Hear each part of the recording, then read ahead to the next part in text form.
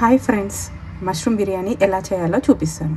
First half an hour rice నానబెట్టుకొని సాజీరా, లవంగం, ఇలాచి, బిర్యానీ ఆకు, మసాలాలు అన్నీ వేసుకొని ఇప్పుడు పొయ్యి ఆన్ చేద్దాం. మనం మష్రూమ్ బిర్యానీ దేంట్లో చేయాలనుకుంటున్నామో ఆ గిన్నె తీసుకుంటున్నాను నేను. ఆ గిన్నె తీసుకొని 4 స్పూన్స్ ఆయిల్ వేసుకుందాము.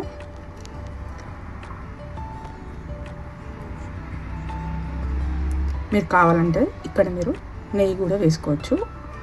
Half oil, 2 spoons oil, 2 spoons నెయ్యి కూడా వేసుకోవచ్చు.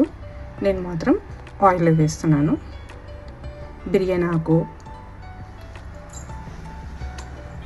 సాజీరా, లవంగం, ఇలాచి, పచ్చిమిరపకాయలు, ఉల్లిగడ్డ వేసి బాగా ఫ్రై చేసుకుందాం. ఆనియన్స్ బ్రౌన్ అయ్యేటట్టు ఫ్రై చేసుకుందాం.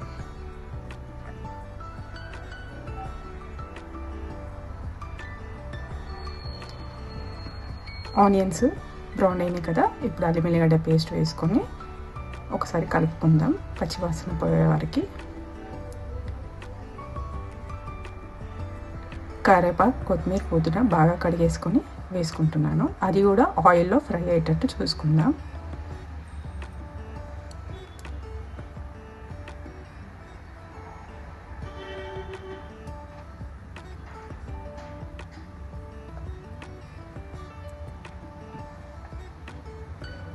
ఇప్పుడు మష్రూమ్ కూడా క్లీన్ చేసుకొని మంచిగా కడుక్కుందాం. 2-3 టైమ్స్ కడుక్కున్నాక వేసుకోవాలి.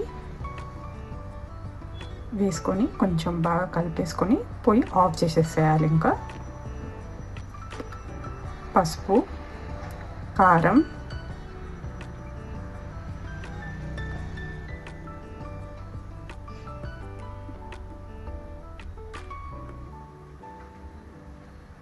ఉప్పు. నేను కర్రీలో ఈ మసాలా మట్టికే, కర్రీకి మట్టికే ఉప్పు వేసుకుంటున్నాను. రైస్కి సపరేట్గా రైస్లో వేసుకుంటున్నాను.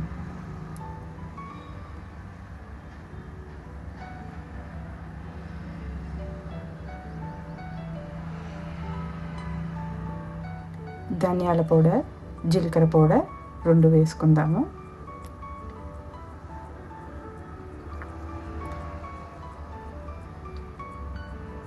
పెరుగు కూడా వేసుకుందాము. మీ క్వాంటిటీ బట్టి మీరు పెరుగు వేసుకోండి. వేసుకొని కలిపేసుకుందాము.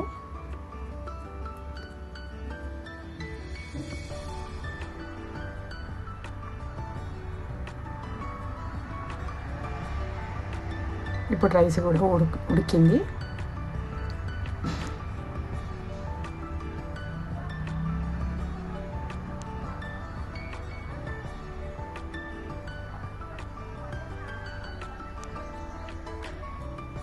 నిమ్మకాయ రసం కూడా వేసుకుందాము. నేను 1.5 తీసుకున్నాను నిమ్మకాయ. ఇప్పుడు మొత్తం కలిపేసుకుందాం. మంచిగా బాగా కలిపేసుకొని దీనిపైననే మనం ఇప్పుడు రైస్ ఉడికింది వేసుకుందాం.